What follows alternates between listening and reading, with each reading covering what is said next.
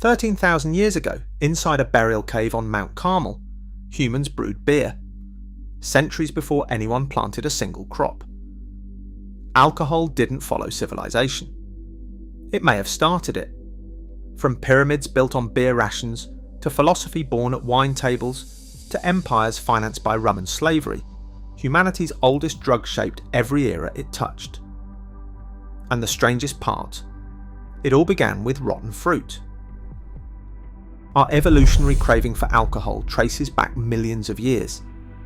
Biologist Robert Dudley's drunken monkey hypothesis suggests our primate ancestors targeted fermenting fruit because the scent of ethanol signalled ripe, calorie-dense sugar. This deep-seated biological attraction drove early humans to seek out and replicate fermentation. By 7000 BC, in the Neolithic village of Jiahu, East Asian brewers were intentionally mixing a complex drink from rice, honey and wild fruit. The chemical signatures left inside these clay jars proved this was a deliberate, repeatable recipe rather than accidental spoilage.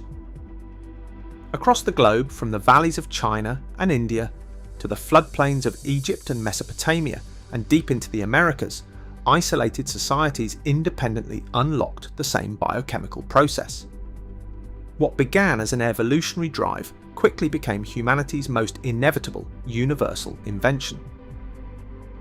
In ancient Mesopotamia and Egypt, what began as a wild ferment became a highly organised tool of state power. The Sumerian Himton Inkasi, written around 1800 BC, preserved the world's oldest beer recipe as sacred knowledge, but the state quickly put this liquid to work. Earth-3 clay tablets show beer functioning as a literal currency for labour.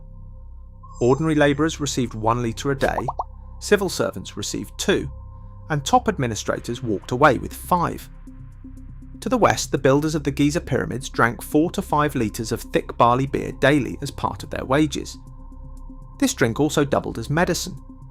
Egyptian papyri from 1550 BC list over 100 prescriptions using beer and wine to cure ailments. For the elite, alcohol represented the ultimate status. Pharaoh Tutankhamun went to the afterlife with 26 jars of wine, individually labelled by vintage, vineyard, and the name of the master winemaker. To these early empires, sobriety was spiritually inferior, and alcohol was the very foundation of civilization.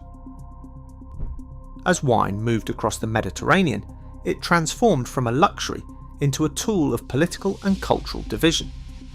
The ancient Greeks considered wine essential to civilization, defining beer-drinking outsiders as barbarians. Yet drinking like a civilized Greek required restraint. Wine was strictly diluted with water in a 3-to-1 ratio at the Symposium, where Socratic philosophy flourished. Undiluted wine was viewed as dangerous excess. The Romans inherited this viticulture but scaled it into an industrial empire.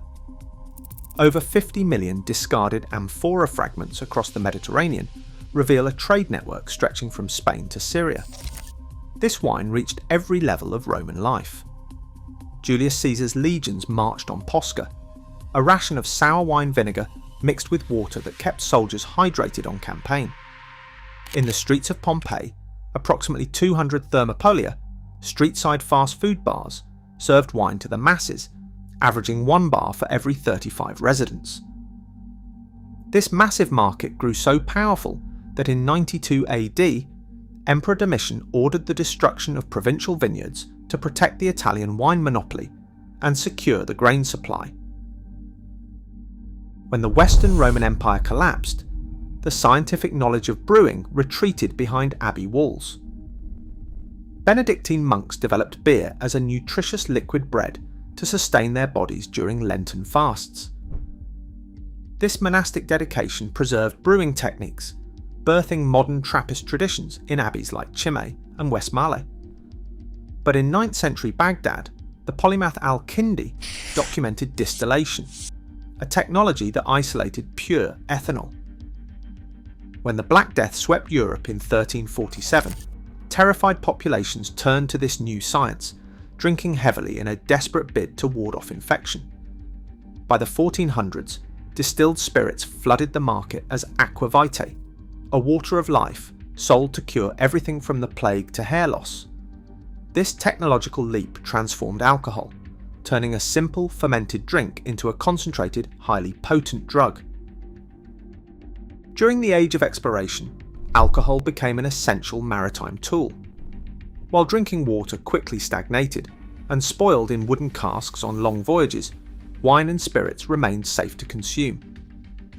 In 1493, Christopher Columbus carried Spanish grapevine cuttings to the Caribbean, attempting to transplant European viticulture to the Americas.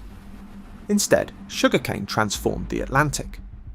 European powers established vast sugar plantations across the Caribbean, relying on the forced labour of millions of enslaved Africans. These estates generated massive quantities of a thick, sugary waste product, molasses. Colonists soon discovered this byproduct could be fermented and distilled into cheap, highly potent rum. By 1750, New England operated over 150 rum distilleries, fueling a brutal, three-sided trade network. Merchants shipped New England rum to West Africa to purchase captive people, who were forced across the Atlantic to produce more sugar. At sea, the British Royal Navy standardised a daily rum ration for its sailors, a military staple that lasted from 1655 until 1970. In Europe, British soldiers fighting in the Low Countries adopted a Dutch medicinal spirit, bringing home a taste for gin, which they called Dutch courage. Alcohol had become the currency of global conquest. By the 1720s, London fell into a spiral of addiction known as the gin craze. In a city of 600,000 people, residents consumed 11 million gallons of cheap, unregulated gin annually. It was cheaper than beer, transforming slums into zones of social collapse, famously captured in William Hogarth's 1751 engraving Gin Lane. When Parliament passed the Gin Acts to tax and restrict the spirit, citizens rioted, wearing juniper sprigs in defiance. 2 centuries later, the United States attempted an even bolder experiment, banning alcohol entirely under the 18th Amendment. Instead of curing societal ills, prohibition created a massive, violent black market. In Chicago, Al Capone's bootlegging syndicate pocketed $60 million a year, while New York City hosted 30,000 illegal speakeasies, double the number of legal bars before the ban. By the time the amendment was repealed in 1933, the government had learned a bitter lesson. Outlawing humanity's oldest drug did not eliminate the market, it simply handed the profits to the mob. Subscribe for more historical documentaries. At its core, this global force relies on a simple biological transaction. Yeast consumes sugar, releasing ethanol and carbon dioxide.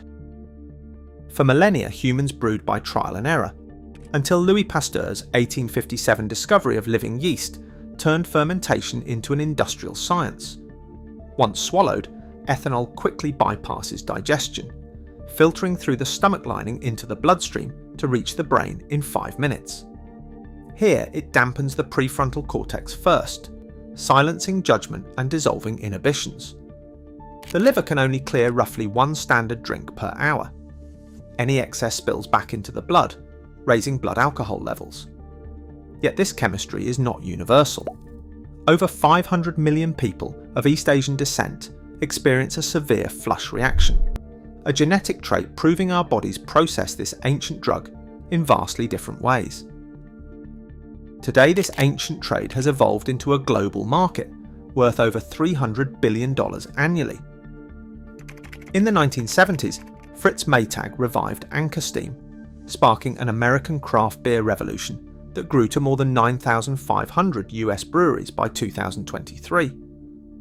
At the luxury tier, champagne exports over 300 million bottles annually to 190 countries, while Scotland ships 1.4 billion bottles of scotch, sending a bottle abroad every 1.3 seconds. The peak of this market occurred in 2019, when a 60-year-old Macallan whisky sold for $1.9 million at auction. Yet a parallel shift is taking root. The sober curious movement and non-alcoholic spirits market are expanding at 35% annually. Modern society is actively renegotiating its relationship with intoxication, balancing historic indulgence with a new era of restraint. Today we still toast to our health with a poison that can destroy us. Alcohol remains our most enduring paradox, the social lubricant that builds communities, and the wrecking ball that tears them down. To explore more hidden history, please subscribe.